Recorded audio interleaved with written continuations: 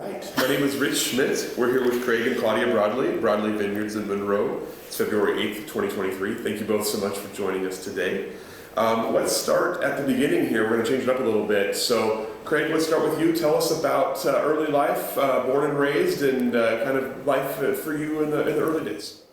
Okay, we're both from Sacramento. I went to McClatchy High School. She went to... Luther Burbank. Yes. And so we dated all through high school. Eventually ended up at UC Santa Cruz.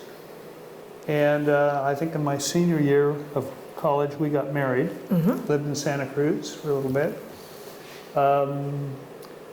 And then, this would be like 1968, so it was, it was during the demonstrations and the draft and everything, so it was kind of crazy times.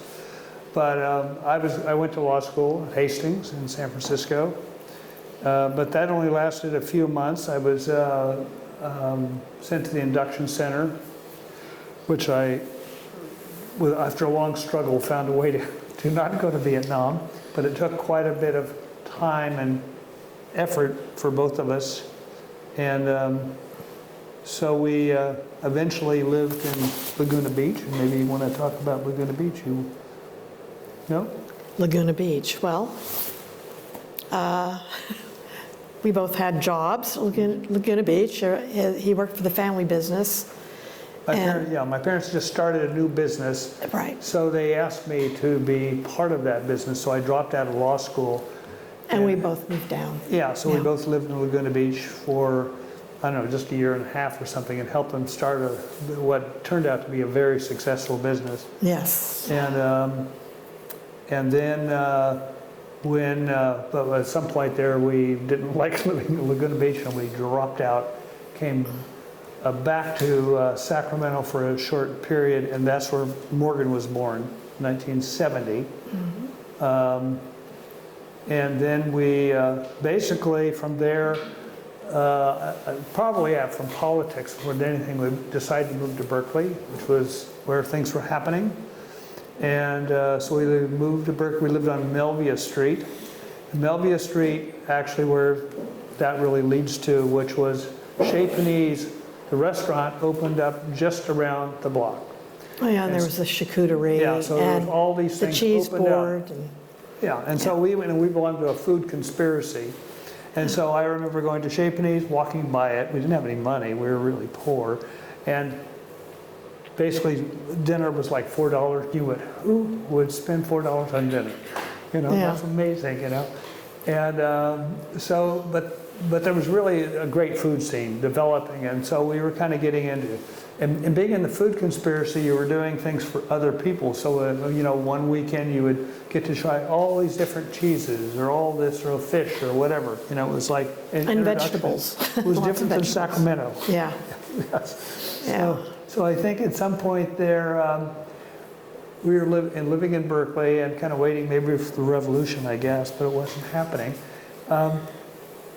What happened was we took the Chronicle. One day there was an article in the Chronicle, and it was something to this effect, which was in their magazine section, which was, buy 5 acres in Napa, have a vineyard and a little winery, and live happily ever after.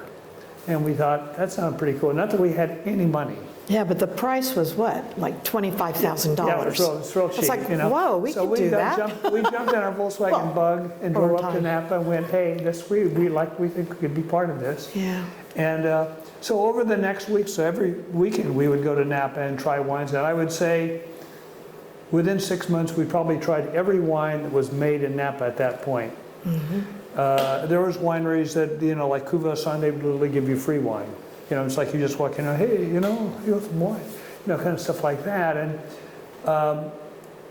so after about 6 months of this, we went to a party in San Francisco, and relatives that worked at City Lights, and they were all sitting around the kitchen looking at a calculator. And these were all kind of probably men in their 40s, 50s. You talking about Lawrence and Chig? Yeah, everybody. Oh, Yeah, they're all yeah. about in their 50s. You know, Yeah, they're but- looking at this calculator, and nobody knew how to work it. And so Claudia went in there and went like this. Yes. And they were true. very impressed. Yeah, This was City Lights bookstore in San Francisco. At this point, didn't even have a cash register, let alone a calculator. And so with that, they offered Claudia a job in the because publishing I house. could work the calculator. Because she could work the calculator. So and we were still living in Berkeley, but we kind of, Claudia wasn't sure how much she wanted this job, but I needed a job. And so we split a job. We both worked, that'd be City Lights for you. You know, you have to bring your own typewriter. There's no heat in the building, but Right. you'd come there and That was work. that was a publishing house. Yeah, the publishing house. And Yeah. you would come there and you'd work a couple of days, and Claudia worked a couple of days, and nobody seemed to care. And so that didn't go on too long, though, before Claudia kind of went, you know what, this is Not for me. not for me. It's very No. weird. It was very difficult place Yeah. to work. And it so was. I started working there, but we still were interested in wine. So we would still, every weekend, we'd go out. There was two wineries, or there was the wine shops in San Francisco, which wine was still, at that point, not that popular. So I think even really nice wines were relatively cheap. You know, I saw a wine the other day that we bought for maybe $5 and now is $380 a bottle, you know, just like crazy stuff. So we were able to really get into it and working at City Lights. But by the end of the year, City Lights was not an easy place to work. And by the end of the year, I thought, you know, let's get serious. I'll go back to UC Davis and take a enology and viticulture. So we just took a year off from work. City Lights would be that kind of place, though. You just show up for a year. They'd be cool with that, you know? Yeah. And which is kind of weird in retrospect. And so we moved to Sacramento, went to Davis for a year, and tried to do stuff, and went to, this would have been like 1973, and started looking at land in Santa Cruz Mountains mainly, and then in Mendocino. But one day, and this kind of went on, we weren't really finding anything, partly because we didn't have any money. We were trying to buy land with just, We looked at exciting- Amador County too. and Amador. We Yeah. came very close to finding land Yeah. in Amador. And we went to Stony Hill Winery in Napa, very famous winery this time, one of the pioneers of Chardonnay in Napa Valley. So it was the kind of winery where you got a notice that they had wine for sale, and if you didn't order that day, the wine was all gone the next day. And so we had ordered wine a couple of times, and then we ordered some wine, and we decided they would bring it to your house in San Francisco. They'd bring in an old truck and drop it off at your house, Yeah. and all that kind of stuff. And so we went to the winery, picked it up, and we met Fred McRae, who's the Fred owner and McRae. founder of the winery. Right. And He was old. He was old. He was in his 80s. 80s, I and had a think. great little stone winery. And he went in there, and it was just simple, just barrels of Chardonnay, old barrels. And the wines were great. And we were very impressed. And as we were leaving, we went, hey, what about Pinot Noir? Have you thought about that? And he went, I've made some, but it didn't turn out very well in Napa. And I said, well, what do you think? And he said, well, he's looking at us. And we had a truck and old clothes on. And we didn't have anything, And he went, well, if I were you, I would look to the frontiers. Yeah, head north. And head maybe to Mendocino or Oregon. Yeah. So we kind of Yes. went, so we first looked around in Mendocino, and it came close sometimes to buying property, but nothing worked, and things kind of slipped away. And there's a number of opportunities there because the industry is small. I mean, if you just said, hey, I just went to Davis for a year, it's like the doors open up for you. All you got to do is say, I probably could still be in Napa if I'd been a little more aggressive and smarter, So Yeah, but we looked at this one area. Where was that? And it was like out in the boonies. or in Mendocino, Mendocino. up on the ridge line, the Greenwood ridge line there. That. It was even before that. there's a landlord. But anyway, It was like logging. yeah. A logging area. Yeah, it was, Yeah. yeah, people Thank were selling, God we didn't end selling up there. land that they'd logged and Oh, yeah. there's no doubt at that point, even though I had, as a kid, worked on a farm, my grandparents had a farm, I wasn't really in either one of us in that mode. We were more like looking at pretty property, you know what I mean? Like, wow, look at those trees and look at, it's got a creek running through it kind of stuff, and there's no room for a vineyard. So like we had looked at land, say in Santa Cruz Mountains, and it was nice, and the guy was selling it because the end of the world was coming soon. And, Oh, yeah. but the soil was about that deep on rock, you know, and, you know, but a lot of nice trees on a hilltop, you know, so anyway, we kept looking at land, and then I was still working at City Lights, and then I read an article about Oregon. We had bought some wines from Oregon in Sacramento. Darrell Cordy in Sacramento was the first person to import Oregon wines into California. And so we bought wines there and tried them. You know, we were kind of like, we were into Burgundies, and we kind of went, these are kind of nice, but they're a little on the simple side. You know, they're real clean, they had really good fruit. We were impressed compared to, say, California Pinot Noirs. So we did that, and we just bought more Oregon wines around the city and stuff. And then I saw this article about Oregon wines and David Lett. And David Lett talked about him, and he was a book salesman.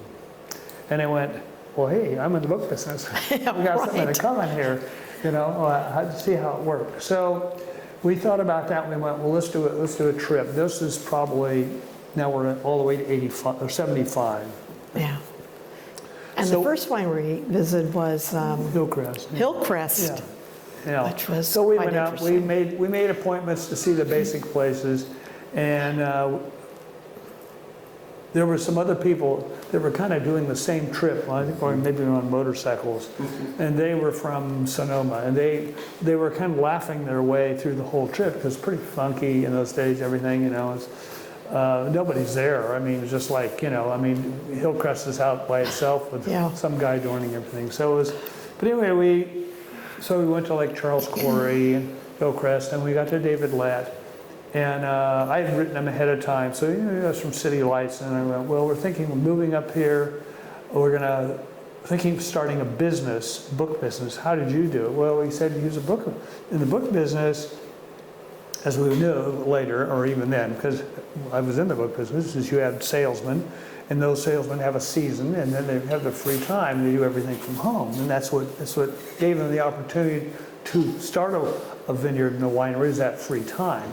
And the fact that his building only cost $2,000, you know, kind of stuff. So anyway, we heard that story, and we kind of liked the possibilities of what that could do for us.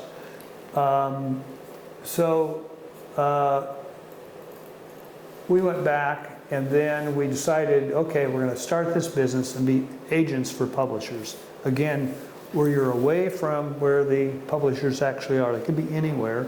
We'd be agents. We do things for them, anything they want us to do, that's what agents do. And we would move that, we would be agents in Oregon for winery or vineyards or publishers, anywhere we could hook onto literary presses.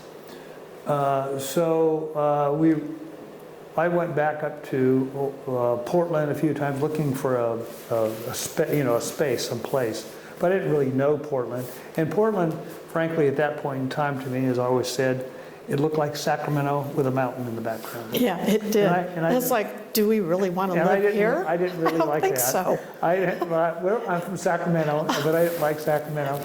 And I really didn't like Portland. And you know, we went to one time Claudia and I went up there, some restaurant, and got a little harassed in the restaurant by the locals. And so we were kind of like down on it. So then I started looking at, made a couple of trips to McMinnville, looking around there, and contacted David. And David said, well, I'm kind of busy right now, but do you pick grapes? I went, no, I'm looking for a place to. So we didn't kind of really connect well. He's pretty focused. Now David, I want to point out later that when he came first to Oregon too, he ended up in the same place we did, right here. this is where he started, in Monroe. And so anyway, we went back, we decided we talked to friends and people at City Lights and stuff, and Lawrence Ferlinghetti was always going, what about Sonoma, Craig? Sonoma's where you should be. And I went, Sonoma? They don't make good Pinot in Sonoma. Right. You know, but who's to know? And so maybe he knew something there. He came to San Francisco, he said, for the red wine. So, hello. Anyway. Lawrence, wait a minute, Lawrence came to San Francisco for the red wine? Yes. That's I mean, that's a statement. Anyway, so we started this business. It's called Subterranean. And Subterranean was an agent for small literary presses, like City Lights. And so it started, City Lights very easily turned over all this to us. Oh, God. They just went, Lawrence did. Oh, no, what they did, you had a warehouse, all these books. We got a U-Haul. Lawrence came, and we all put the books in the U-Haul, and we drove away with all his books. And he just waved the truck. It is like, I cannot. Now, who would do that? I mean, I didn't think of it at the time, but after we got here, after a while, I thought, who would do that? Who would just give all the books and go, goodbye? And he had City Lights was a real business. That's right. So anyway, so we had that in Potrero Hill for 6 months or so. We couldn't really find a place in Oregon, and then through connections of people at City Lights and people in Eugene, we went up there and made a connection and found a place in Eugene for a little bit, but we weren't really, we were just in Eugene. We were kind of like still looking for whatever. And so that started out, and we were having trouble making enough money, frankly, to buy land. It does take, face it. I mean, it's in the long run, there's a huge amount of money. You can spend endless amounts of money. So, and we didn't really have, we didn't have really much at all. We were in Eugene and going along until 1980. We moved up there in 78, I guess, 78. Right. We were in Eugene. And when we did, there was a lot of rain, more rain than we're getting now. I mean, just buckets of rain, and we're like, wow, did we make a mistake coming here? I mean, it just rained every day. The first 2 years, all we did was go hunt for mushrooms. Oh, jeez. And Yes, that's right. If you're in the mushroom business, you can't be in the wine business. You know? Yeah, true. So anyway, in 1980, we saw a lot of land and everything, but I had definite ideas about land. Done a lot of time doing research on Burgundy. That's all I came here to do, was to make Burgundy. I didn't come here to make what I saw as Oregon Pinot Noir. I wanted to make Burgundy. So the idea in Burgundy, when you go to Burgundy and you look at all the terrains, the best terrains are never facing south, ever. They're always facing east, even maybe a little northeast, or east, but some southeast, but never south. Whereas people, when you went to see them here, were always going, hey, it's so cold and wet and everything, you want to be on the south slope. So the idea was, from Napa actually, is that in Napa is the warm area, and in the warm area you find the cool spot. So I kind of thought that was important. So what we did was look for what we perceived to be, who knows if it's true or not, but perceived to be the warmest area in the Willamette Valley, and to look for the cool spot in that area. So in 1980, we found this land right outside of Monroe here, and it seemed to fit the bill. It's kind of like on facing pretty east with maybe a little slight dip to the north. So we kind of thought that's what we want, something that would retain acidity. Because I believe that what I saw at the time is a lot of Oregon wines lacked acidity for me. I was trying to make bigger wine, big wine with acid, and not just a normal size wine. So we found this land, we bought it, and then... and then the fun began. yeah. And so, Oh, yes. yeah, so it was kind of that thing where we bought the land. I always remember right after we bought them, still the people that sold it were like mountain men or something, you know. I mean, real kind of in the woods people. There was an old horse on the property. We went, what's with the horse? They left it. It's Oh, like, yeah. I mean, an unloved horse. And it's like, so I'd call them and go, would you just please take the horse?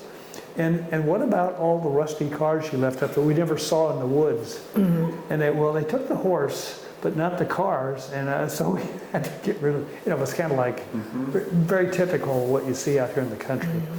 So Claudia and I, and eventually Morgan, we'd go up there every weekend, and we Every would weekend. build fences, and we did everything. Put in our well. And yeah, we put that was We didn't log the trees. We had trees logged. Yeah, we logged it, cleared it, picked all the sticks up, did everything. Oh, picked this, up the this sticks. was originally it was 20 acres, Yeah. and you know, you just don't comprehend how, you know, it's just so difficult. You never thought of picking sticks up for 2 months or something, all that kind of stuff. And and we built fences, put in the well, and in '82 we planted Chardonnay. Someone, you know, it's one of those, I guess, fundamental mistakes I always talk about, which is in the wine business, it's very old-fashioned and slow, but when you make decisions, they can haunt you forever. You know, that's just a fact. You plant the wrong variety, you do this, you do that, you go, now I got to sell it. And so we planted Chardonnay 108 clone, and in '82, and then in '83, after we saw how difficult it was to plant even 5 acres, we were lucky enough. Our mailman worked for the Catholic Church, and the Catholic Church knew the prisoners at the Salem pen, and they were out. They would bring them out. They needed day work. So we And they hired helped plant the vineyard. Yeah, we hired the prisoners, and so what would happen every day? A bunch of burglars or ex-burglars would show up, and their manager, he was in prison for murder, but he was very nice, and but he looked like he was in movies. You'd go, yes, there's the murderer right there, and so they would. The beauty of the burglars, I think, is they were all kind of young, 20-year-old men, and that would. Well, he kept them in line. Yeah, the young ones. He'd make sure they eat their lunch and do all this stuff. And but work. they would be the kind of guys at the end of the day, and they were in jail, you know, in prison, and they'd go, I'd rather be in prison than work here, you know. And so we were constantly losing guys every day, and we get new guys. And then Claudia kept going, I don't know about, what was his name? I don't use his name. Oh, okay. But anyway, yeah, the I'm head not guy, too sure about him. The guy that's in there for murder. Yeah. Claudia kept, I don't know about him, you know. And I went, he seems okay, you know. And then I'd have to drive some of them back to Eugene every evening. I'd drive them into Eugene. They have to be in a facility at 6 o'clock. And so I was driving them one day, and he was in the truck with me, and you know. And the truck wasn't very big, so No. he was kind of close to you. Yeah. And I started asking what the deal was, and he said, well, you know, he told me he had killed somebody earlier in his life, but, you know, he's reformed now. He's a good person. And then he said, well, but I am having a little trouble right now. And he said, my parole officer, I went in and saw him the other day, and I told him I wanted to be out after 6 because I wanted to go to this party. And the parole officer said, no, you got to be here at 6 o'clock, or we send you back to Salem. And he's telling me the story, and he's going, and I told him, no, I want to go to the party real badly. And he told me no, and I said yes. And he said no, and you just see the anger building. The guy right next to me was getting out of control. I mean, literally right there in the car, he was losing it. Yeah. And so I was like, oh, okay, how'd it turn out? You know, kind of like that kind of deal. So anyway, we had to let him go the next day. He was not after, but you could see that was the problem. He was fine, he was very intelligent, Everything about him was good. He just had a bad temper. He just had an uncontrollable control it. temper that was obviously Yeah. his whole life, got him in huge trouble. It was Right. really sad. And actually, he became well known in Eugene. Doing what? Because when he was calm, he could get things done. But boy, it was like, I don't know what happened to the parole officer, who knows? So anyway, planned Pinot, and that's really what we came here to do, like everybody else with Pinot Noir. And so we were looking around. My parents at this point were helping us out. And so they came up here and, it's kind of like, I need a building. And the feeling was, I think my parents thought the whole thing, they thought Oregon was just full of weeds and the wine business was crazy. And why would, you can go to the grocery store and buy a bottle of wine, why would you want to invest money and make more of it? And but they were willing to help a little bit. I think they felt they owed me from the time I helped them start their business. So we tooled around Eugene and here, and we saw this building for sale. And so my father went, I'll buy it. And Yeah, it was an old Pontiac dealership. this was a Pontiac, yeah. Yeah, I have a But picture right at of the it. time we bought it, it was a hot tub cover business. And florist. Huh? And florist and antique. Well, not then it wasn't, just hot tub covers. It was before that. The florist was still there, but banned everyone. I mean, who's coming to Monroe to buy anything? There was a florist in there and antiques, but at the time that was a band. It was hot tub covers. And I remember thinking, how many hot tub covers do you need to sell every day to make a living? And so very shortly after that, he went out of business, and we did buy the building because of that, and bought it at a cheap price. And 6 months later, he showed up and wanted to know where all his box covers for his hot tubs were. It's like, I got rid of them way back when. So anyway, bought this building. It was, my father then said he thought it was very funny. I bought you a ramshackle knockdown, and which it was. Oh, it was. And This building. place It's pretty bad. this building was like, it was like we got together with hammers and built the building. We're nothing square, the front to the back to the roof, everything that's leaked. But we were younger and game and full of, we're going to make the greatest wine you've ever seen, all that kind of stuff. And so we just started fixing this place up, came here every week. And now we had the vineyard that had a business, Right. which was growing and getting bigger all the time. So it's like everything was getting where you almost. Let's put it this way, we worked 7 days a week. Yeah, you never got a No day. time off. Yeah. So, No time, and you were tired. not that I mind. I didn't mind, because it was like a challenge, but it could be tough. Yeah, so in '86 were the first wines, and Pinot Chardonnay, Pinot Noir. They were probably wines, looking back on the wines, and they were kind of in the direction I wanted to make. In other words, drinking Burgundy. Here's how I saw Burgundy being made, a little elevated, the good Burgundies anyway, elevated alcohols, elevated acid, some tannin, new wood, kind of what you see. That doesn't mean that necessarily is a really good wine, as we know. Our Burgundies are kind of not great, but anyway, that was the wine. And so with some people, love that kind of wine, and unfortunately, the reviewers didn't. So the Spectator just went, what the hell is this? This thing, or as they call this wine, overly decadent. Too much of a good thing, as I'd call it. And I went, what's wrong with too much? That's what I came here to make, was too much of a good thing. Yeah, exactly. And so right off, that didn't fly. But some other reviews kind of. So I think the wine, if anything, got people's attention because it was different. It was not like David Lett's wine or Lee Rath's or anything. It was a different wine. And then in the '87s got like one of the wines of the year for Wines and Spirit. They loved it, and it was really sold a lot. Didn't sell any wine in Oregon. Sold it all in California, the Bay Area, frankly. So Chaponese picked the wine up.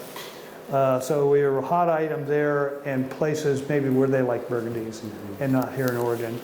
And I never really thought about that too much. And so, we had some distribution, so we were getting, kind of get going. But the wines were probably uneven, frankly, and we still didn't have any money. We were still like making wine. We didn't have anything, at all. We just had this whole crummy building that just took up all the money, say, to fix it up or fix the roof or whatever, things like that. That's true. And we're using a bunch of high school kids working on the vineyard. It's like, one of our neighbors over at Alpine Vineyards, Woodhall, and he said, "Well, Craig, what you're doing here in this business, you're teaching young boys how to work." And I thought, oh, that's great. Let's do that. Well, young boys, how they view you Is they want see- something. They want a car. They want- something. they want so you're in the something. way of that goal, and that goal has Yeah. nothing to do with grapes or wine or doing any of the jobs. And so No. you're always in this constant little battle of, you have to show up and do the job to get paid. You can't just get paid because. So that way, it was an ongoing struggle there for a few years, and there was really no workers out here, so it was pretty tough. And I think in those years, the vineyard, all those kinds of things, you don't have the money to do it. Not appreciate numbers. I was thinking at the time that just my kind of thoughts on wine. In other words, I knew how to make wine, and that was enough to make really good wine, and that's not true. And but it took a few years to realize it took more than energy and some wisdom to make wine. It takes money. It takes a lot of money. It takes a lot of money. Yes. And so what happens, this happens to a lot of people, because I remember we used to have this wine customer and friend, and he said, I always notice a lot of wineries start really well, and then they start burning out after 4 years, and the wines, instead of getting better, they go this direction. I said, Right. why do you think that is? And at the time I didn't answer him, but about the 4th year, I started seeing that you're not making any progress. You're making wines, but the wines are just paying the basic bills, and you don't really have a real business. You have what's called a glorified hobby. And that's what we had, was a all-consuming hobby. And and our wine sales were just kind of like went up and then went kind of like didn't keep moving, And so we were kind of like at that flat point. And so in '92, I think the fun was gone. And we kind of went, what are we going to do? So we decided to go to Burgundy, go back to Burgundy, and kind of go, what are we doing wrong? What are we doing right? It's that whole thing I always believe. You walk into a winery, you just find one little thing when you're looking around, or one statement that can be huge in the direction of your wines. So we made some appointments.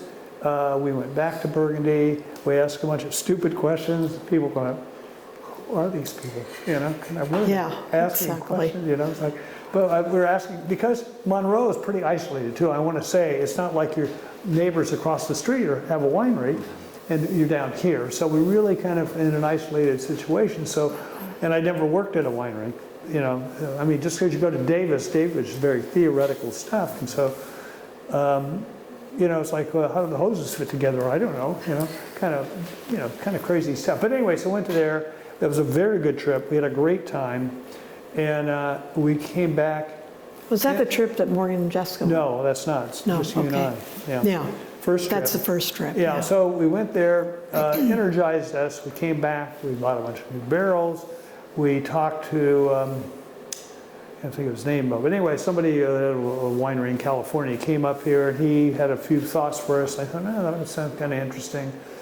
So we kind of changed what we were doing in the wine. And so the 92s, they were good.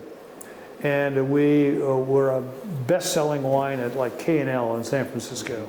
And then wines were flying. And so we we were now a real business again, kind of, not a real business, but kind of a real business, you know what I mean? You're kind of like your one foot's in the door or something like that. And so that was great, and I think we felt like, okay, we've got an idea here. And the very next year, though, was a year that it rained a lot right during the year. Both of us had health issues, and there was nobody to really run the. Morgan had moved us to work with my parents, and what happened was we got powdery mildew. We almost lost Oh, and the everything. grapes, they just didn't look beautiful either. They yeah. looked horrible. Yeah, I mean, yeah. when I say, what I mean, the bunches, the way they came out of the vine, Yeah. I've never seen it like that before. I mean, ever after that. Well, it was or maybe Yeah. it was just that when they're Ugh. black, they look bad, you know? But it was like real heavy. Yeah, well, we didn't drop fruit, we didn't do anything because Yeah. we were both ill. Right. And so, but when 94 came along, 94 vintage, we really had we were back to what we thought we had done in 92, and we were ready to make this wine. We had new barrels, we had everything in place, we had better help, and we had some other people just kind of like talking to people, and so we decided to make something a little different than you were seeing in the market. It's going to be big, acidic, it's going to be decadent. And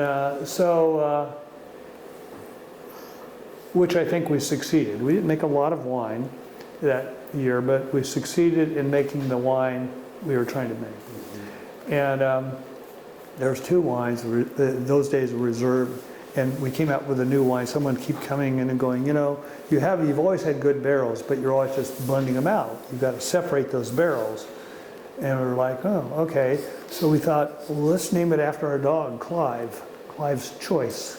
Because he used to be a reviewer in those days. It was Clive. Yeah, Clive Coates. Clive Coates. So we were But gonna have Clive, our Clive's dog, Choice. was a white English Bull Terrier. He was so sweet. Right when we got ready Yeah. to make that move, the dog died. He died. And so we thought, do not name a Good thing- wine after a Good dead thing dog. we didn't Yeah. name it that. Yeah. So Name the wine that. yeah, so with that we drifted towards, and we called it Claudia's Choice. And at that point in time, really because of where we're located, we're not getting any reviews or if we'd get occasional like wines and spirits or something out of the Bay Area, but not in connections. But someone had a bottle of at the Spectator model of the Reserve, which was a more rustic version of Claudia's Choice. Again, big and everything like that, but not as much wood, not just as nicely put together. And so they asked for a sample of that, which they had, from that first wine in '86, they said, what is this? What are you doing? They hadn't really, I'd got a few decent reviews, but not much.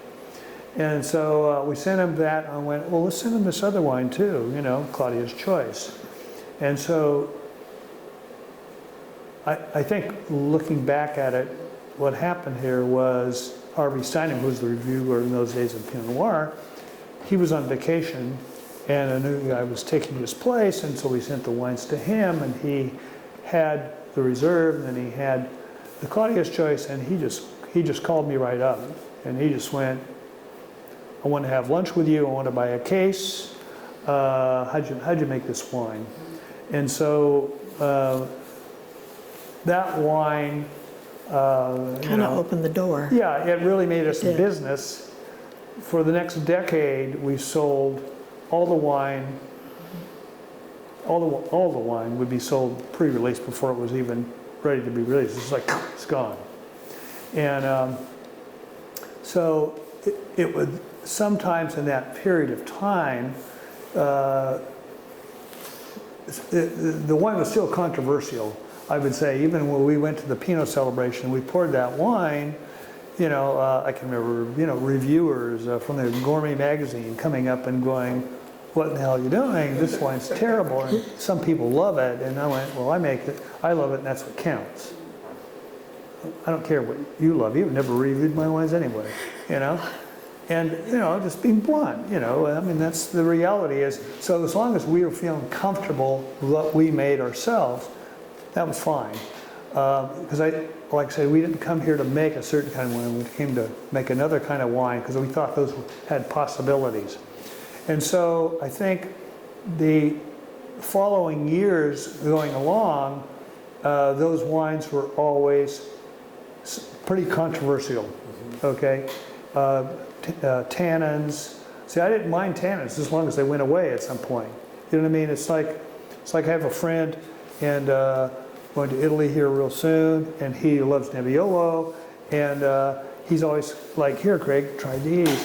And we go, "Oh, but that wine's 15 years old and it's tannic, this whole." Oh God, yeah. I don't like that. I like to be able to see the tannins and go, "Hey, I think in 5 years from now, this wine's going to be great." I don't mind that. But a lot of people in the industry, they don't like that. They want the wine to be very obvious right from the get-go. And, I think that these wines were always made to be there 7 years. Well, you can't tell the public. You tell that to the reviewers of the public, and they go, "Well, I'll buy this wine over here." They don't go for it. Yeah. We bought more property, planted more Pinot, so now we have about 40 acres. And and then we went. Then let's see. I guess in about 2004 or 5, Morgan had been working all these years now. Oh, well, Morgan started when I gotta say, when he was 11, he worked on the vineyard because. He thought it was. He wasn't happy about it, but I wasn't gonna leave him at home. I'm like, "You're coming up here and working with us. It's outside. It's beautiful, Yeah. So he actually started when he was about 11. Yeah. And off and on. Well, then he worked for your parents, but Morgan's always been there. Yeah. So by these years after '94, he was always there, and he was always doing work. So in about 2004, I went. The reality is, he would have been how old at that point? Let's see, 34. He's 34. I figured, hey, that's your prime. When you should be making good wines, you should be making decisions and doing it. So I basically started handing over the responsibility of doing things to him. And that father-son thing is difficult. There's no doubt. But I always remember, I can't remember all the things that we did, but he'd always go, "Craig would tell me to do this," and I'm going, Morgan, that is crazy, doing it that way. And he still talks that way today. Yeah. When you talk to him, I'm you'll see. left-handed, he's right-handed, God. And it's hard working not only for your father, but with your father, because you're still always father. And but I thought, see, my brother, at their business, he was in the same situation where my parents basically ran the business like with an iron fist, and he was here. Now he was doing product, but they were running the business, and I think it was really unfair to him at some point where he knew the products better than my parents. All they knew was money.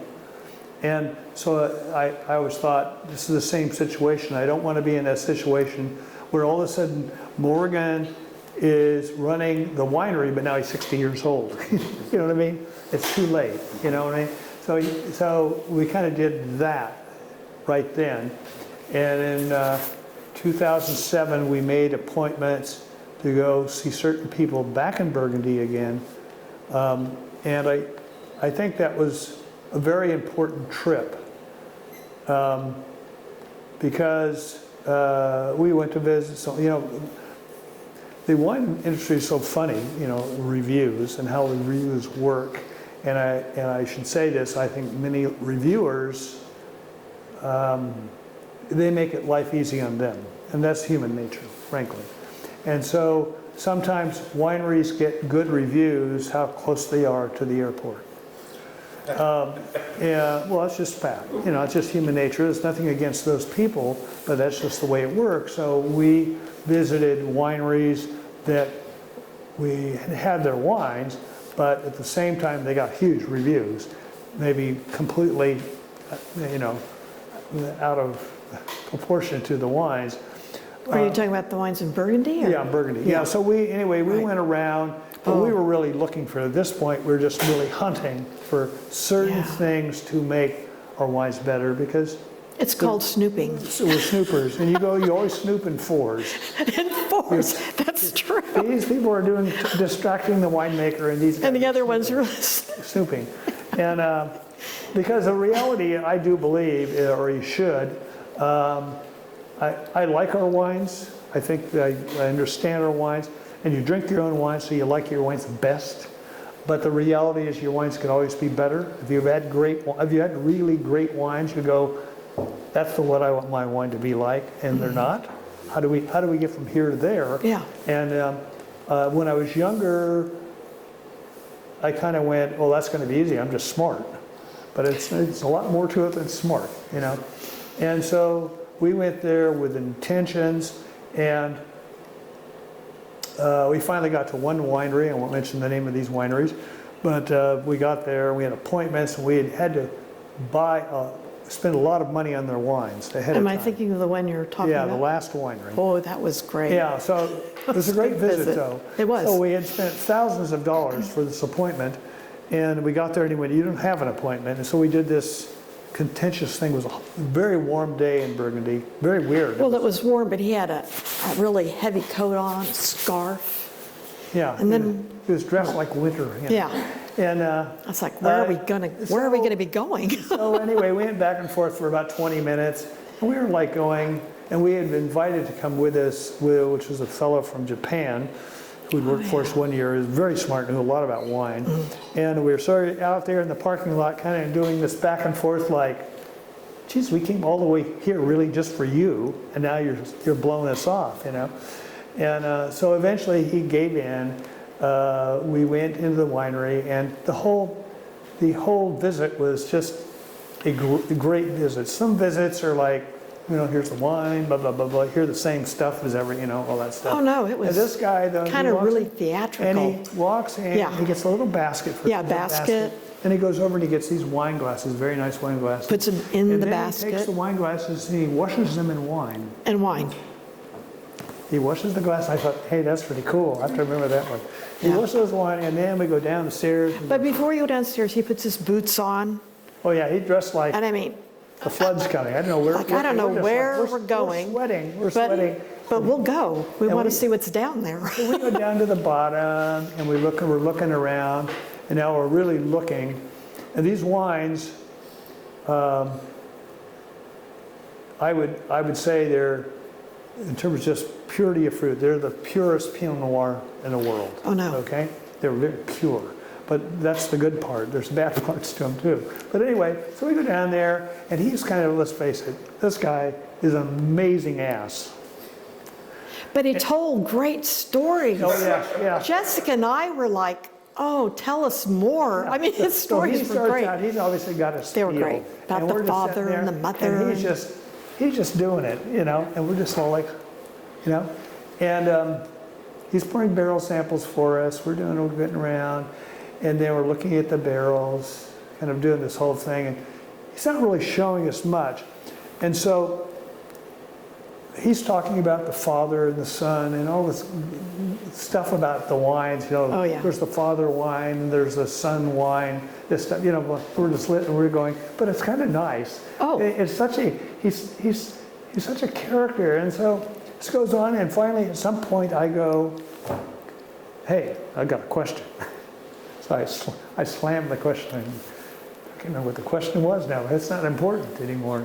And he stops and he looks at me, and he kind of actually even kind of gets a little like this, you know, like he bends forward to get a better look who I am.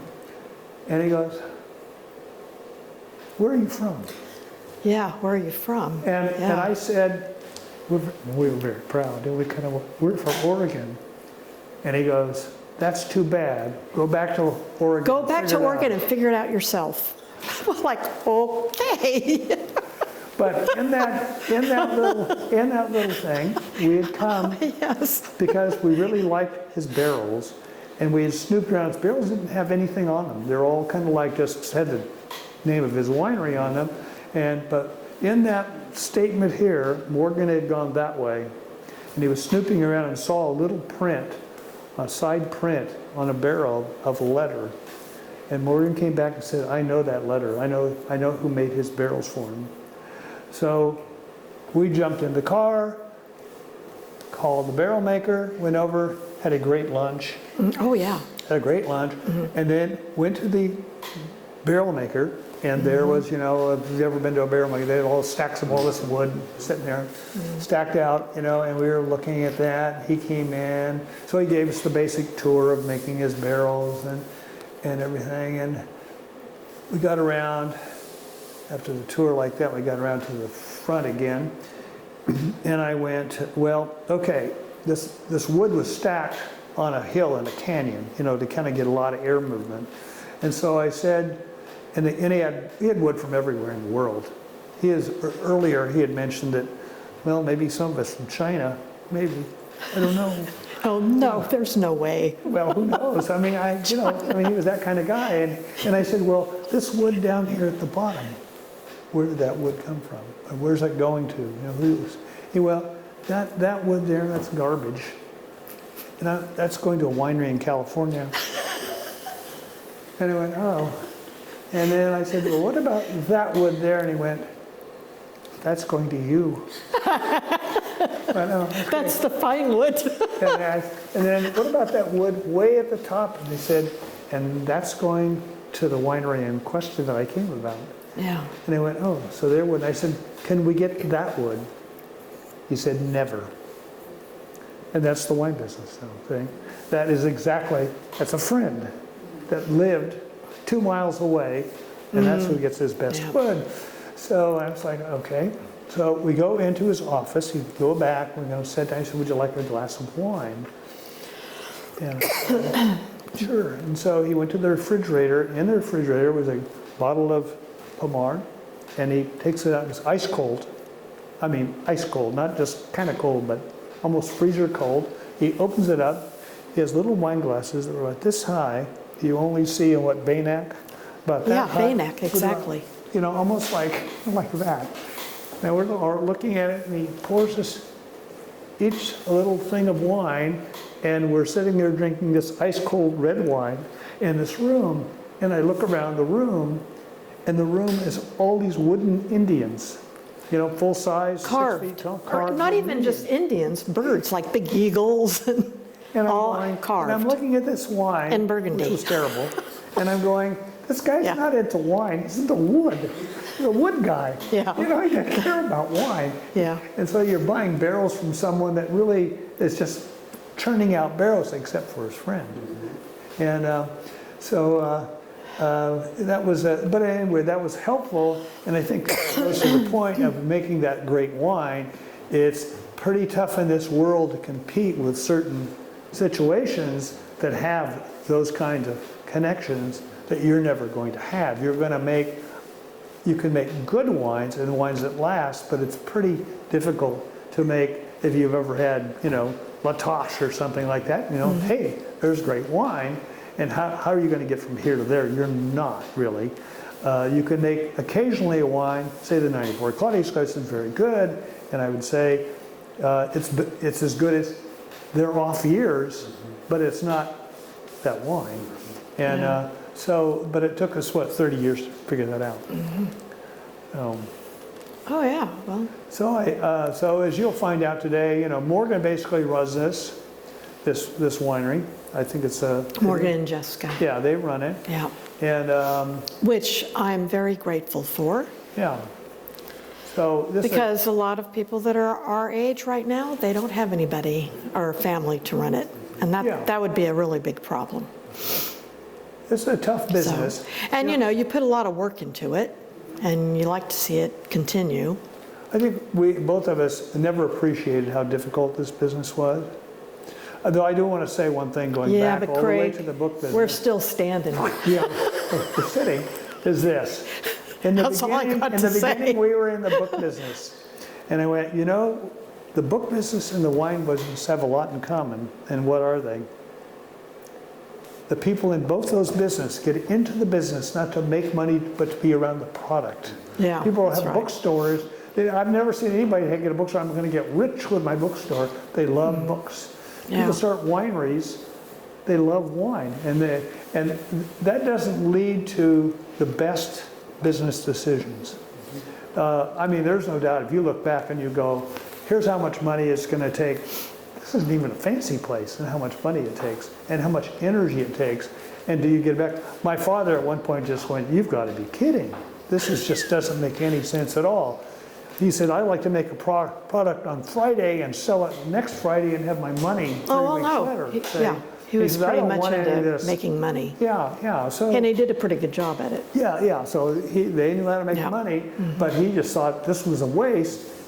And so This was more passion. it's again like books. Yeah. So we were in two businesses, and let's just say we didn't make any money in the book business either, though that was pretty interesting. Got to meet a lot of people, Oh, do yeah. a lot of adventures in the book business. Was great. Yeah, well, because of this business, we have met so many interesting people. Yeah, same thing. So it has just its a lot of pluses, and interesting like Claudia people. would say, what would Claudia say about this business? If all the wine you want to drink. Oh, yeah, well, I said that to Morgan. Yeah, I always have wine. It's always here. Yeah. Or you can travel. When we used to have both businesses at the same time, you could realize you could travel anywhere in the world and call it business. You could do anything and go, I'm doing one, I'm doing the other, or doing both at the same time, Yeah. So that it's worked out pretty well, but it's hard. Yeah, I would say, as you guys have known, you're going around to the wineries, there's a lot of wineries that don't yet probably appreciate how tough it is, because a lot of wineries are just doing it on money they made somewhere else. And especially, I think the last few years have been difficult in this They business. And We'll come back to that in a second, but Claudia, you raised an interesting point earlier. I'm curious. You mentioned your early trips up here and meeting some of the interesting characters in Oregon wine. I'm curious if you have any memories of stopping at Hillcrest or stopping with Charles Corey or David Lett, of what the industry looked like at that time, who the people were, and what was going on in Oregon wine. Well, Richard Sumner's, his place was very, very simple. Kind of very simple. And he was kind of like very much of a character, very eccentric. And he was really into wine. And Charles Corey, I don't think we met him, but we went by his we went in his house, facility. went through his house. David Lett, we went through his house to his barn. David It Lett, was open. he, I think at that point had his turkey, he had converted a turkey shed into a winery. And I remember talking to him and seeing his two sons. And he asked to see our hands. We showed him our hands, and he went, oh, you guys don't work with dirt. And he was absolutely right. But I thought it was a very interesting point that he wanted to see our hands. Yeah. And I think also, David, looking back on it, David is that classic example of that person that came up here. I think it was the first people. that came Oh, up here, yeah. That was, head down, no business plan, just like, I'm going to do this, even if it doesn't make any sense at all, and I don't know where it's going. You got a vineyard. What do you do? You know what I mean? The whole process. Yeah. And but the original people all like that. I won't say they're all eccentric, but they're stubborn. that's why they call them pioneers. Yes. Yeah, they're everything but a couple. Because they are. And so we really came at the time, say, Cameron, that next wave, But even then, I can always remember we had meetings with the local wineries, and it's like, okay, you got a vineyard, you got a winery, now what? What do we Because do? selling wine, that's the hard one. It's not growing grapes or making wine. The Greeks did that for thousands of years. It's getting out there and getting some stranger to buy it. Yeah. And so the industry is gone from that to more business. You can see it's moving rapidly now, because if you're not a business now, Well, and then you have people from California coming in, France, you got all kinds And you of, could, and spend so much money. I Yeah, mean, what I'm and they have a saying lot is, of I always go, if you start a winery right today, imagine the money it would take, and I don't even know if you'd still make it. Could you get distribution? Can you get people to come to your place? I mean, there's, you know, it used to be, I thought, when we, say in '94, and we were right there in those early years, there was maybe really 30 wineries that mattered in this whole, 30 in this whole state. So I can remember people, and I was talking, this guy called me up one day, he said, blah, blah, blah, from Chicago, you know, I heard about your wine, I'd love to taste your wine, I'm gonna fly out and see you. And so a couple days later, he calls and he's in Portland, and he says, I'm in Portland, where are you? And I went, well, a couple hours south. Huh. Yeah. South where? I mean, never even look at it, you know, but, and so he said, I'll rent a car, I'll be down there in a few hours. So about 8 o'clock that night, I said, I'm going home. And he said, huh, what do I do now? I said, well, there's other vineyards closer to Portland, maybe stay in a hotel, go visit somebody, but, you know, I'm done for, you know. And he went, oh, other vineyards, like who? In other words, he didn't know much about the industry. Somehow he'd heard about us, and he flew all the way here and was going to drive down all the way here and never got there.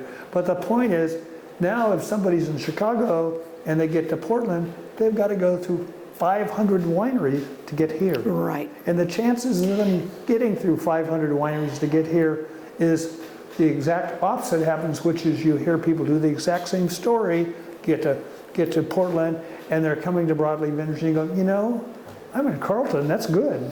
Yeah, I don't well, need to it come is any good. further, you know, so there's more wineries Yeah. than sophisticated customers to go around, frankly. And so it's hard to get those. Well, and I think those it's really people. tough if someone wants to get into the wine business now.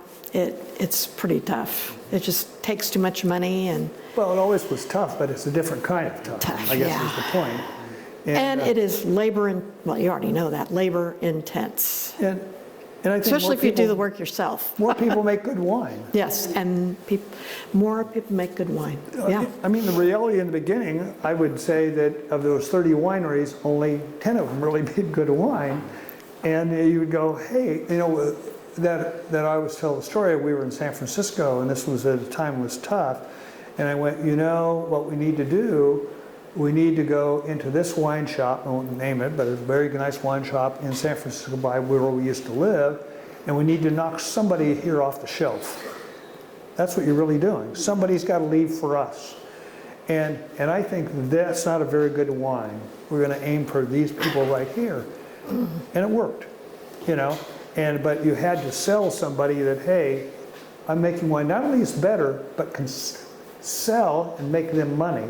So, you know, it's the whole thing. But now, how would you do that? You know, the wines on the shelf were pretty good, and there's 250 wineries have the same idea, which is, how do we get on the shelf? And there's not enough room. I mean, the same was true in the book business, where you would have certain books you were trying to get in a bookstore, and the bookstore can only handle so many books, and you've got to push somebody else out. Yeah. And now that's pretty tough. So you have to have other ways. And you know, there was a period of time after the financial crisis in 2007 or 8 or whenever it was, you know, right there. And we were here at the winery, and this person made an appointment, and they went, we'd like to come taste wine, and I was like, you know, and that was when the effects of the big depression, we hadn't really sunk in yet, but it was there. So people were still buying wine. It was like, and so anyway, these people made an appointment, and they show up, and it was a man and a woman and some Chinese fellow. And Oh, yeah. and I didn't even taste them on wine. I mean, it's like, Morgan, you just like take care of this, you know. And so they tasted wine, and the fellow, they bought maybe 3 cases of wine or something like that. That was pretty good. You know, I thought that was a good deal. And then they said they liked the wine, and then they said, could we buy some more? We want to take these back to China and sample them. I went, yeah, sure. So we gave them small wine, the samples. They sent them to China. They said, I can't remember what they didn't like something about the wine. I don't know. They're too big or, too dark in colors. Some basic problem. I went, well, that's the way it is. That's our wine, And they went, huh. And then, so they had another person. Again, the Chinese fellow wasn't doing any talking. They came back again, and they said, well, they're looking around, and how many acres do you have? We went, well, we got, this many acres. Huh. Well, we want to buy everything. We want to buy all your wine. Not your winery, just all your wine. Buy it all. So we were kind of going, you want to do what? Your money good? And we didn't want to sell Well, we all didn't wine. think it was a great idea either. It's not, you're Like, out of the market. all our wine? Tomorrow he changes his mind. Exactly. So we kind of like, no, that doesn't work, but we will sell you wine, but we're not going to sell you everything, So he kind of went, okay. I said, and you, I don't know you at all from any, you have to pay cash up front. So he goes, okay, here's $100,000. Just give me some wine. On a personal check. Yeah, Not a business check, a check. personal check. Little check. And I'm looking at Like that we're check, like, is this real or? And I'm going, okay, that's cool. Do you don't want to know the wines you bought, or do you taste? Nah, that's okay. Red wine. Okay. Actually, this is all Okay. true. So I take that check to the bank and I go, this good? And they said, well, let's find out. It's a good check. So I called him up and said, check's good. We got your money. I didn't give him anything yet. Just he gave me a check. So with that, he goes, now what do I do with the wine when you give it to me? And I went, I don't know. What do you do with the wine when I give it to you?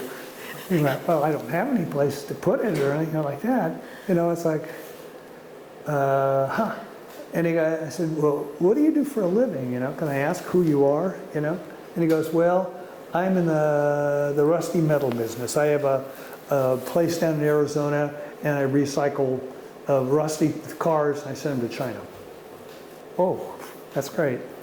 Make money doing that? He said, yeah. It's I bet they killer a lot business, of money. Yeah. Yeah. So, Like so I said, metal, I'll tell you what, we'll get you a warehouse, put the wine in there, and then we'll tell you what the wine is. He didn't taste it, nothing. And he doesn't go, I'll take this or this or this or that. It's just wine. It's red. And so put it in the warehouse. He thinks about it for, I don't know, I'm just going to say 60 days, come back, says, I think I didn't get enough. So I go, okay, how much you want? It's like you're at the gas station, fill the tank. And so he said, well, I'll take whatever you'll give me. And I'm going, well, so we another $100,000 worth of wine, And so I'm going, huh. And so we put that in the warehouse. Check's good. Because I was like paranoid. Because my brother just got totally taken in this deal. And so he does this about 4 orders or something, It's just like amazing, It's like, And it's really amazing. It was during the recession, so it was like so you're not all of a sudden dream selling come anyone. You true. got like one guy that's buying it all, and I was like, and it's still in a warehouse. It was in a warehouse. He hadn't moved any of it, And so it's like, huh. So finally he comes to me and he sends some to China, which I guess was a big problem, getting it through all the customs, all the problems, all that kind of stuff. And I was like, I don't want to hear about that. I'm happy with the money. And so he goes, well, we don't like your corks, and we don't like this, and so we're taking all the corks out and putting new corks. So he kind of intimated he had a bottling line there, though. So he was taking your wine, taking it to China. And they didn't like the label either. They didn't like the label. No, they wanted them more red. They wanted yeah. basically a Chinese label. Yeah. And I went, look, you can have a Chinese label if you want. You obviously are doing anything you want when you take this wine back to China. Now at this point, this just in a few months, he opened like a string of wine shops. And I want to tell you, like boutique wine shops. Fancy, beautiful. Like you can see here. Marble, yeah. wood. best Beautiful wines in the world. buildings. I don't know why Broadley got involved. You don't ask questions. Yeah. No. So he's going, we want this label. We don't like your label anymore. I'm just going, God, you've already bought thousands of cases. Come on, get real. And so we did this little thing. He goes, okay, I want you to come to China and do a tour of Oh, all that's the wine right. shops. And we want our own label. Anyway, if you want your own label, before I put labels on the bottle, you have to pay me up front, everything. Everything's got to be paid for, done. I'm not putting your label on my wine and then you change your mind.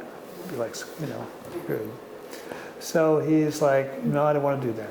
So we get this little squabble here over that, and then I want you to come to China and do this tour. So Claudia and I think it was like a 20-day tour. yeah. Yeah, 20-day Yeah. tour of all these little wine shops. So we were in Peru at the time and doing vacation, and I was going, oh, this is great, I'm really enjoying the vacation. Do you want to go to China, do a 20-day tour? And I said, well, I'm only going to do a 20-day tour of China, these wine shops, if he agrees to the terms of the wine. Why am I going to sell a wine? We haven't agreed to what the wine is. And so with that, he went, well, if you're going to be like that, I'm not your friend anymore. And it was over. It was just like that. And so it was very weird. And so he took all the wine back to China.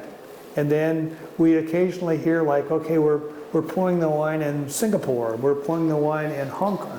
It's like, that's great. That's nice. Do you want any more wine? Nope, not from you, I don't. Yeah, that's right. Yeah. You don't want to give us our Chinese label the way we like? It was very strange. The whole thing was strange. And so this same fellow has an office in Corvallis. And I don't know, it's very weird. But his business is, sometimes you think things like that are fronts for something else. You know what I mean? I don't know what that really means, but let's just say when you are that sloppy with that much money, you're trying to move, it's almost like you're trying to move money. And we were just like, okay, whatever your deal is, don't tell me, but your money's good, And so that kind of made it easier to get through the hard times of those years, So, yeah. Yeah. So you talked earlier about the transition and Morgan and Jessica taking over. So I'm curious about sort of how that transition went. You mentioned obviously it's a challenge. That's a challenging situation. How did the transition go, and what has changed about the way Broadley is now versus sort of before the transition?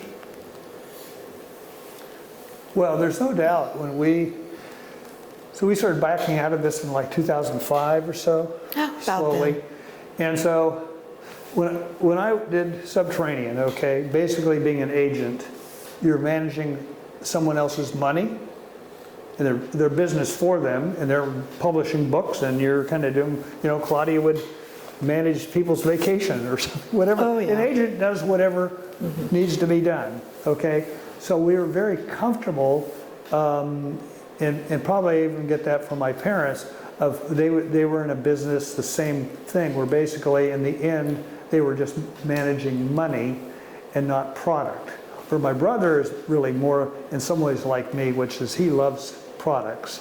And so when we kind of backed out, I mean, I enjoy making wine, but I think it was good to have a new face on the business, so to say, and someone that's actually making decisions. So as a whole, I think we try to allow Morgan to make decisions, even though they're not decisions that we would agree with, without making a struggle over it. You know what I mean? He's gonna make his own decisions about how he's making wine, and not necessarily come to us and go, what should I do now? It's not necessarily what you want in a father-son thing. So I try to be a little passive now. When it comes to money, I'm a little more aggressive with that management of the business. I'm that person that I can look at financial statements and go, what's that right there? Real quick. I see it all real fast, and I know money. So, but at the same time, I would prefer, or I want, Morgan and Jessica to be good at everything. Well, they pretty much are, really. Yeah.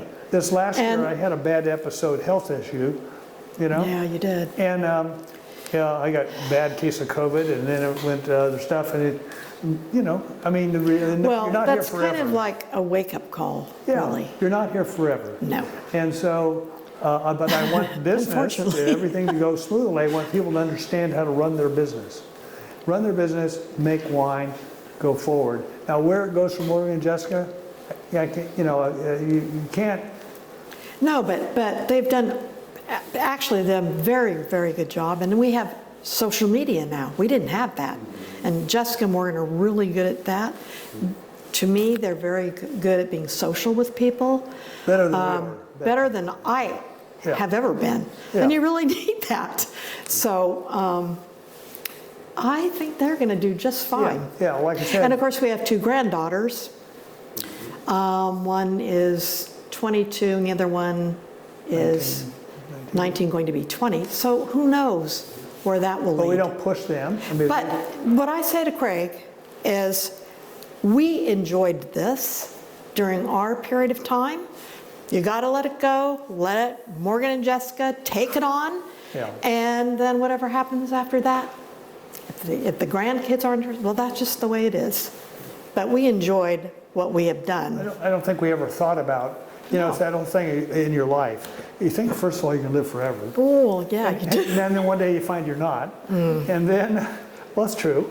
And then you think about this business, we're heads down so long, I think you don't really, or at least we haven't. Now maybe as we get older, or they get older, and you see how that all works or could work, but It'll maybe be it won't. interesting. You know, maybe that'll be the end of, they'll sell the business. Yeah. Or they'll It'll just- be interesting to see where it does go. I mean, I hope I'm alive long enough to see where it kind of goes. Her family all lived But- to be 100. Well, yeah, my mother, she lived to be 100, but Yeah. almost 101.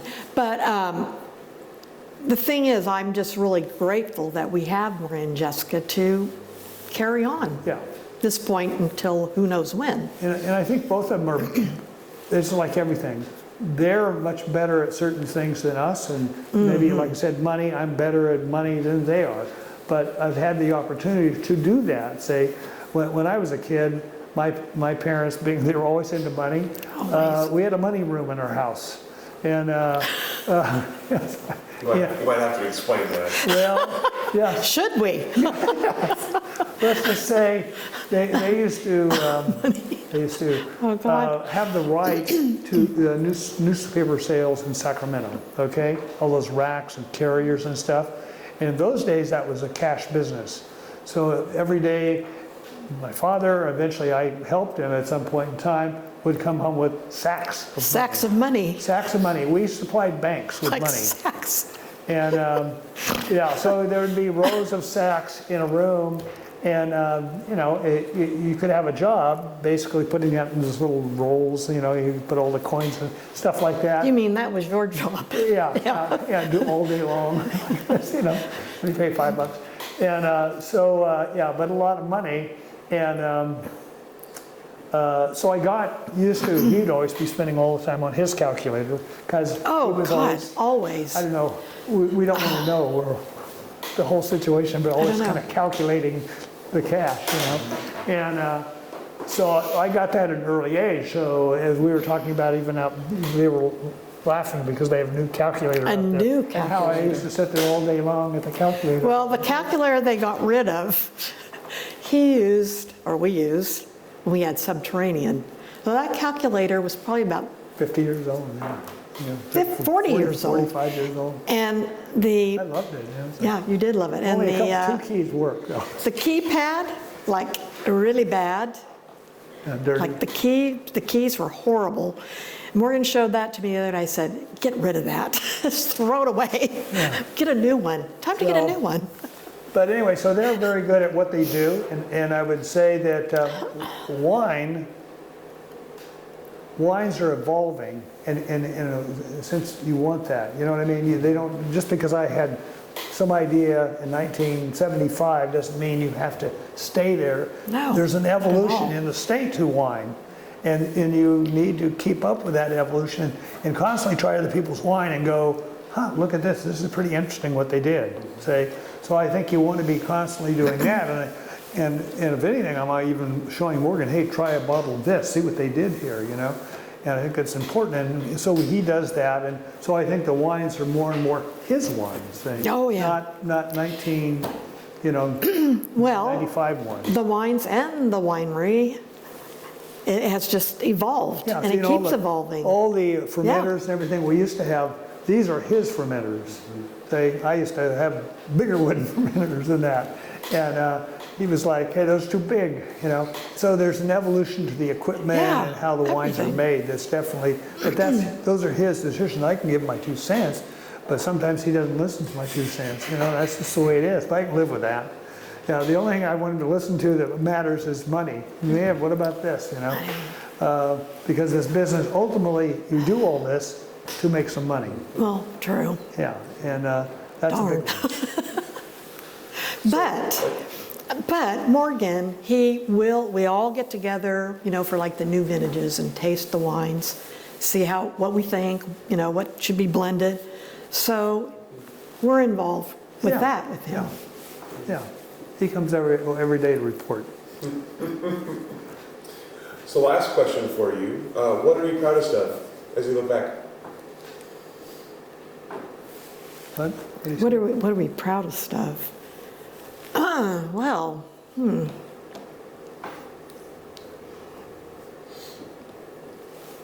What do I think? yeah, what do you think? And then let me keep thinking. I'm proud that we actually did it. We had a dream. Yes, We had a dream, and it actually. it worked out. It has worked out. I'm not sure in the beginning I foresaw any of this. So I foresaw we wouldn't have done it. It was very difficult. But we had a dream, and we put our heads down like other people have done. Just keep we're going. going to do this. You have a And, problem, we you work it actually out. Succeeded. This is actual, and we're in Monroe. This is tough out here. This is not Carlton. If we were in Carlton, it would be a different life for us, I think. And we know that. We almost moved to Carlton at one point. And so that's just the way it is. But we have done it. And I think we've created a business and make pretty good wines. That's all you can want. And the lifestyle. It's a great lifestyle. I'm sure anybody in the All wine. that wine you get to drink? I'm sure anybody in the wine business would agree. It's a great, you have your vineyard and meet interesting people and yeah. I think originally we lived in San Francisco. We came here. Yeah, that's true. And we came here, even Eugene, we were going, oh man. How are we going to live here? Portland was Sacramento with a mountain in the background. Yeah. And then we came out here and we went, well, we'll buy land out here. We'll never live No, I'll never live out here. And now we live up here in the hills. I love it. And what's the reverse? We Yeah. never leave, No. So we're going to scurry back behind our gate when this interview is over. But seriously, it is nice. You're older. Your needs aren't as great. You're not, we were talking about what we just did something yesterday. We went to the gym. It took a half an hour to drive to the gym. And I went, well, we used to live in San Francisco, and we lived up by the Upper Haight area, and we worked in Yeah. North Beach. That was an hour drive, and never thought twice about it. It's just what I had to do to get to work every day was an hour. Now we're complaining about 30 minutes to go to the gym. Yeah. So it is nice. We Yeah. do like it.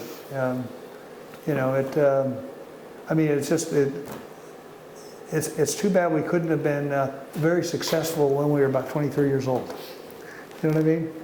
It takes you your whole life almost to get there. Actually, it does. Yeah. Just for about anything, really. we- Unless you're, you have a family that has lots of money and, yeah. you are grown up into that Yeah, 'cause situation, but My parents, none of my family really drinks wine, and none of Claudia's family, if they drink wine, it's like this much. So it's not like you're in a family that really even they understand or appreciate what you're doing. You know what I mean? So we see my parents and they go, "How's it living out there in the weeds?" And we go, "Oh, I know it's great. We love the weeds." yes. Well, thank you. That's fantastic. It's all the questions that I have for you. Is there Okay. anything I didn't ask that I should have? Anything we didn't cover that we need to cover here today? No. No, No, it's I think we covered it Well, thank pretty you both much. so much. This is fantastic. I really appreciate your stories, okay. your hospitality in this beautiful space. Thanks for sharing it with us, and we'll let you off the hook. Okay, sounds good. Thank you. Thanks.